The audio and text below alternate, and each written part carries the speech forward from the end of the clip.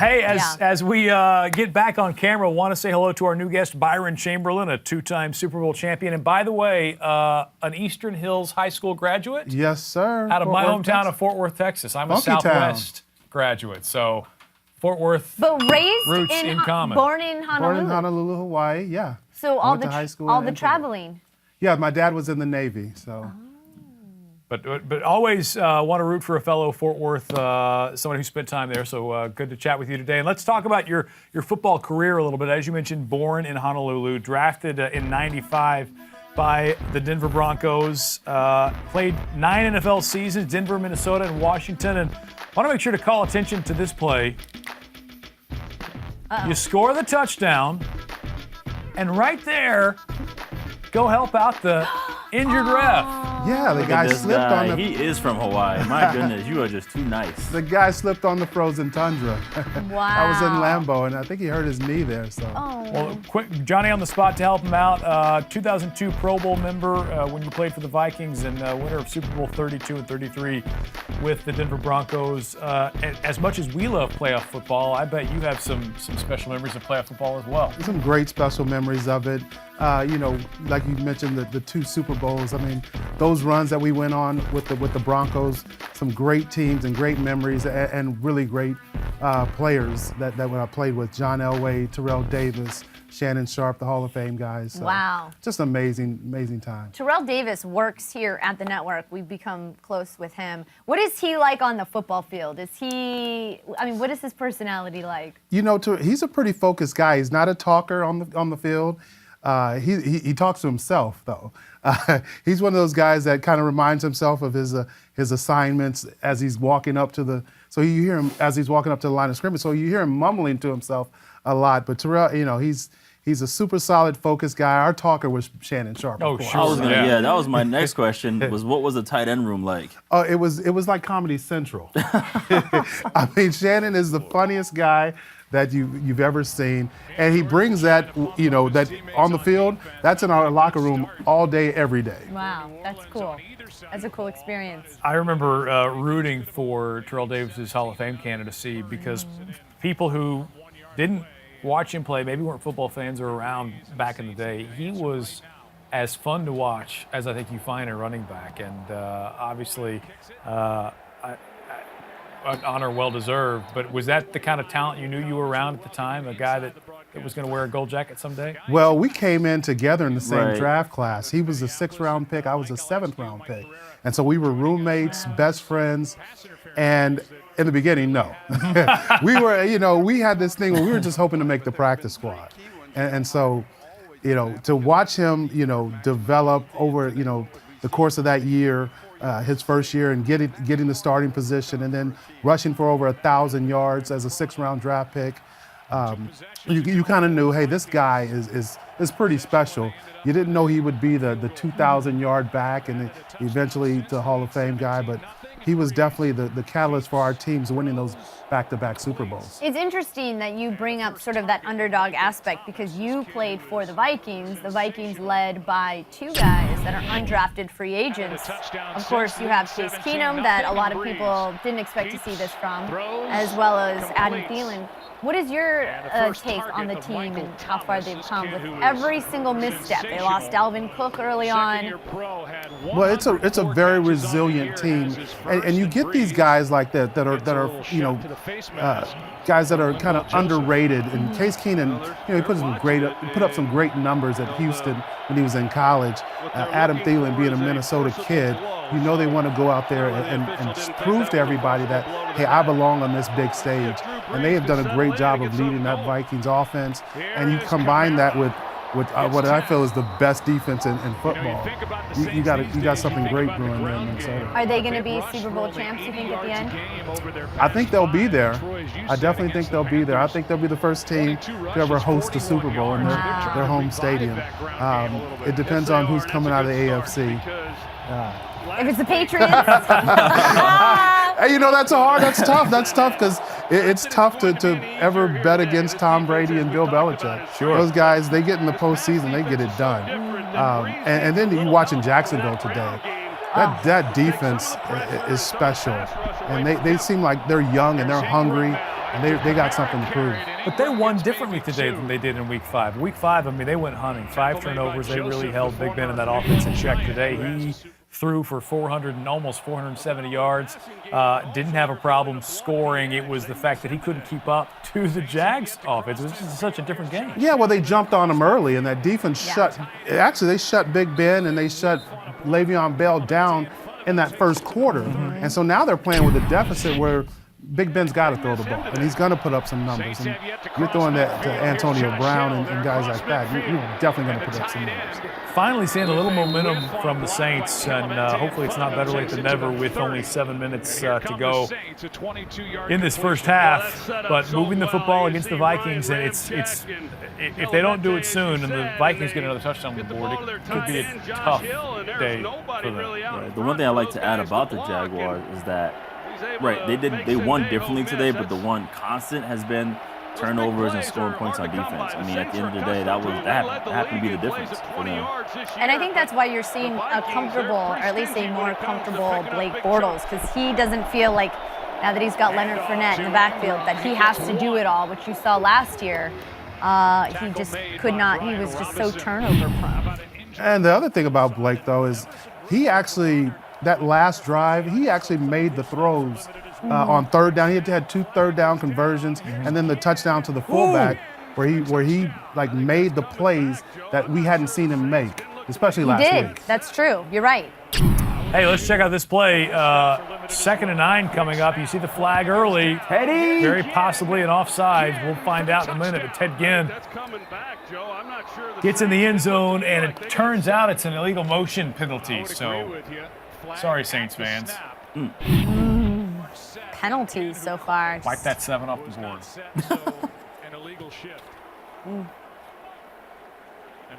It looks like an illegal shift on that one. And Get him, Sean Sean. Payton unhappy on the sidelines as we're taking a look at the live video. Get him, Sean Payton. Now each team has lost a touchdown to a penalty.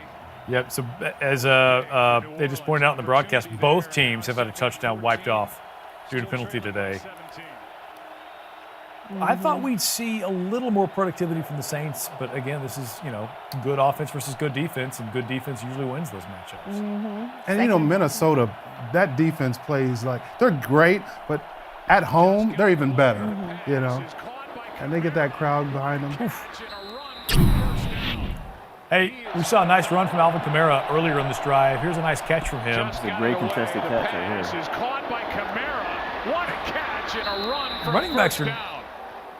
not supposed to be as good as he's been in the passing game. If you haven't seen this number 41, He has more Alvin Kamara, receiving yards, I think, average than rushing. 7.7 yards per touch. Great hands. That kid's special. To me, he's the offensive rookie of the year by far, Pretty good coverage. hands down. Who did you root for as a For kid? the old guys, 39 years I old, rooted for the and San Diego Chargers. trying to keep up Yeah, with this I actually grew up born in Hawaii. We moved to San Diego. Like I said, my dad was in the Navy. Wound up, like I said, going to high school in Fort Worth. But I got introduced to football when I was in San Diego. So the old Eric Coryell Chargers, man, I was all about them. Yeah. Kellen Winslow, Wes Chandler, all those guys. It's nice to see finally Phillip Rivers get a run game and a defense going. Do you think that team next year has some promise heading in to the 20? I really do, especially the way that they ended the season, how hot they were. Their coach, Anthony Lynn, one of my teammates in Denver, was so happy for him, getting that job. But it took him a while to get things going, but the way they finished was amazing. I think they'll carry that momentum into next year. Shows a lot of promise for the next season. This drive showed promise for the Saints, but Wow. it was an Anthony Barr who gets horse collared. Defense. Vikings defense. Boy, making big plays. I mean, we just talked about it. Even if the Vikings stop the run game, they have to face Drew Brees, and look at their handling Drew Brees. Second interception of Brees on a tip ball. Second interception. Backwards Back bad. of Emerson Griffin's hand. Up his right hand He's just putting his hand up. He yeah. can't even see. The He big had ball. awareness. and then Anthony The timing, Barnes 1, 2, 3, there throw it up. interception. That's- Wow. Wow, the Saints had That's a something great going. play by Chris. You can see the end of this, and it might have been a. By the way, if he doesn't horse collar him, I'm not horse sure that collar Michael at the Thomas end can of bring this him play. down. Yeah, that could have very well have been a pick six. And he howled off the field too, Teron Armstead did. So we could see another injury to a already injured Saints offensive line. Yikes. Well, we talked about momentum, and it's certainly in Vikings' favor, that's for sure. Turnovers in the game. Where do you make your home, Byron? I live here in LA. So you've been able to see the Chargers move to Los Angeles. Any thoughts on their new home? StubHub? Well, just, Isn't it weird?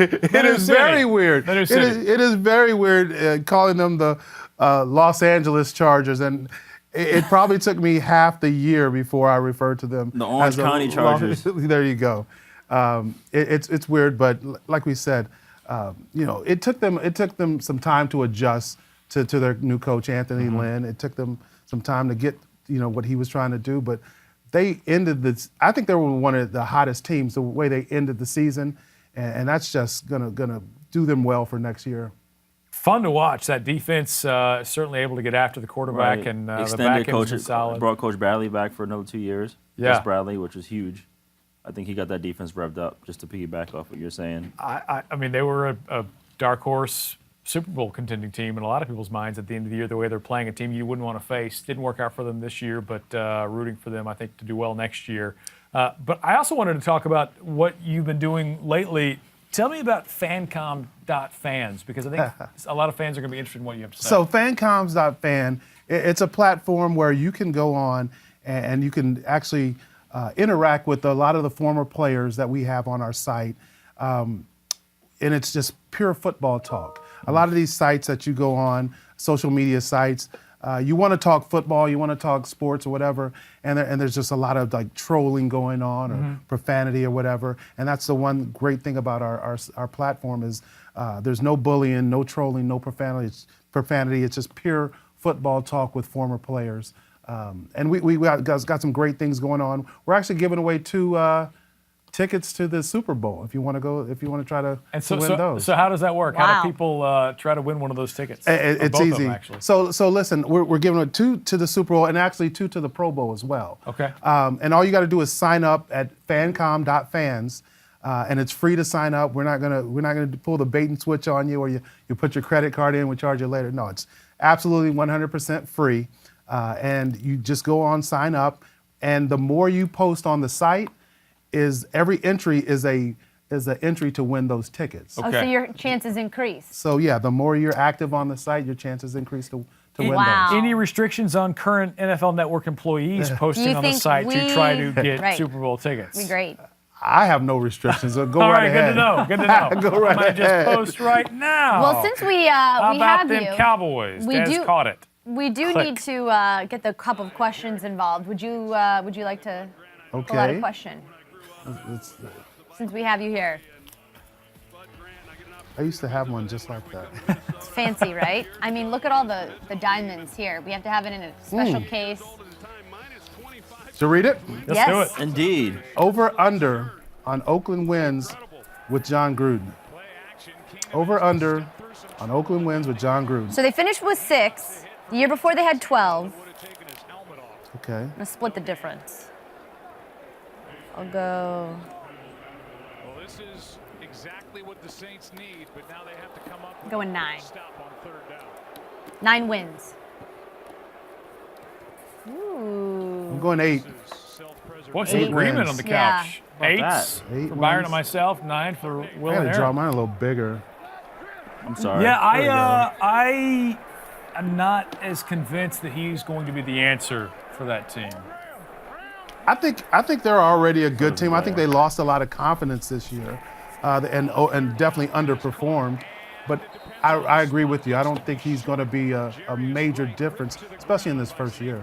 A question for me, too, is going to be what happens with some of the other teams in that division. If you see Absolutely. Denver bounce back, is Alex Smith still in Kansas City or not next year? And the or Chargers. the Chargers do? That's a bigger question than just what does John Gruden bring to the table. Brandon, what does Denver do offensively in terms of quarterback? What do they do in that regards? a great question. Right. So, What do you think, Byron? Yes, former Bronco. Former Bronco. Well, for me, I hope that their starting quarterback was the starting quarterback of the Washington Redskins this year. Hopefully they can go grab that guy. Kirk Cousins. Doesn't seem like Washington wants to pay him, so. Right? Take him. Hey, we just watched the Vikings line up for 4th and 1 at midfield, really pushing the pedal to the metal here, 17-0. Little hut action. And there. they just tried to just draw the other team off sides, get called for delay game. They're punting and giving the football back to the Saints. Boy. Donut right now. Yeah. Yeah, and that's why you don't go for that, man. The way their defense is playing, you punt that ball. Play defense. A more surprising first half, this game or the Steelers-Jags game earlier? To me, this game. I really didn't believe that you're going to hold the Saints with their offense, with Drew Brees, Kamara, Ingram, Ted Ginn, to 0 points for a half. That's surprising. Oof. Well, however, if there is a defense that can do it, it is Minnesota's defense. But yeah, I believe so. I think that's the more shocking thing for me. I thought Jacksonville was capable of doing that, being that they did beat Steelers before with the run game and defense. How much is this defense the guys on the field, and how much of it's Mike Zimmer's influence? As a combination coach? of both. Absolute combination of but both. I mean, what's the combination? Is it? Well, how would you split that?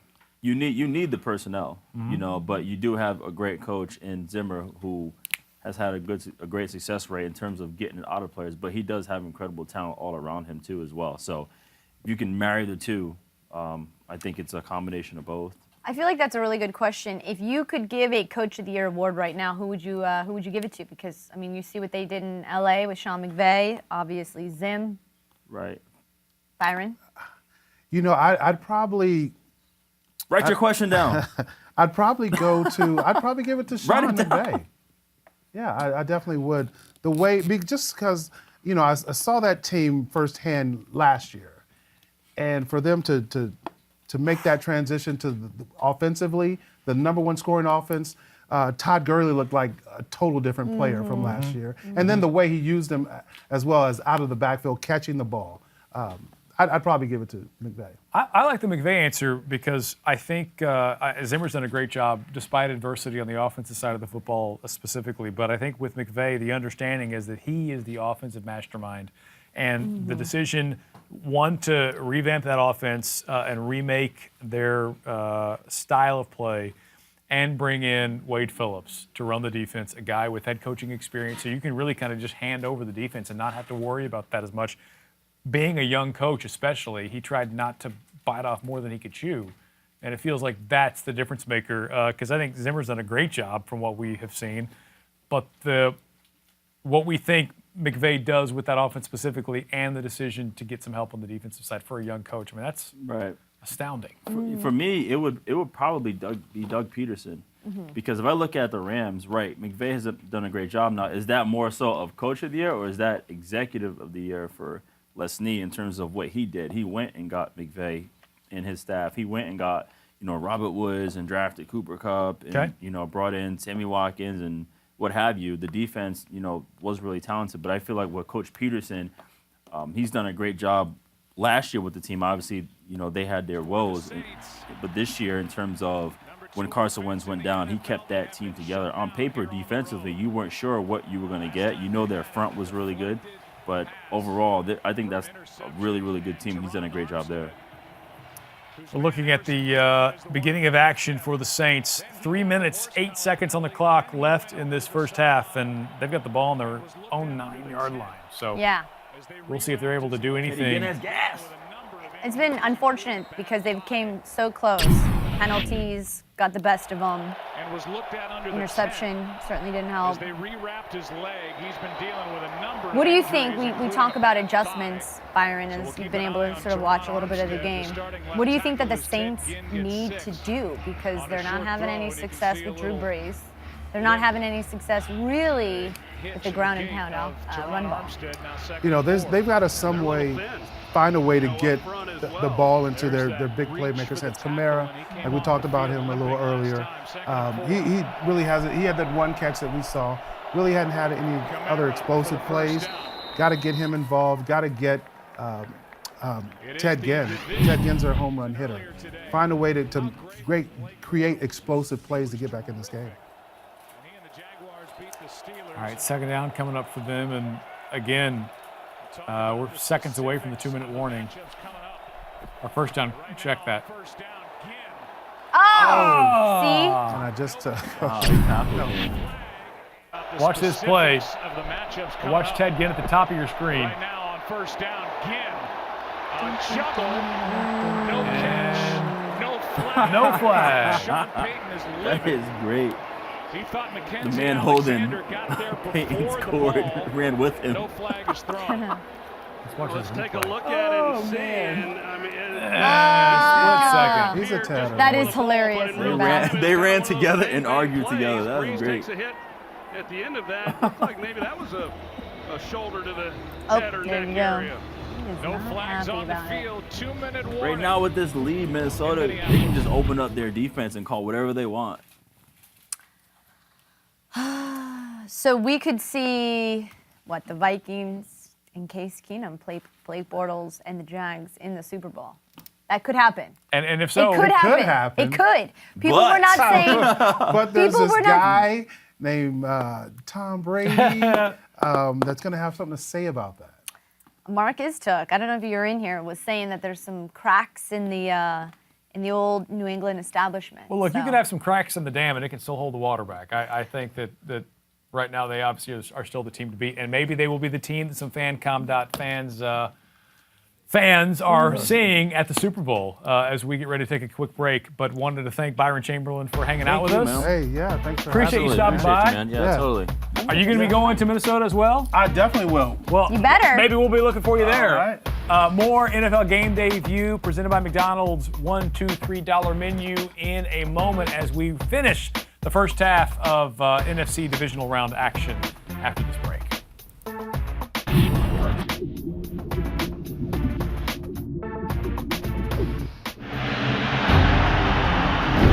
Football, baby, the whole world is watching.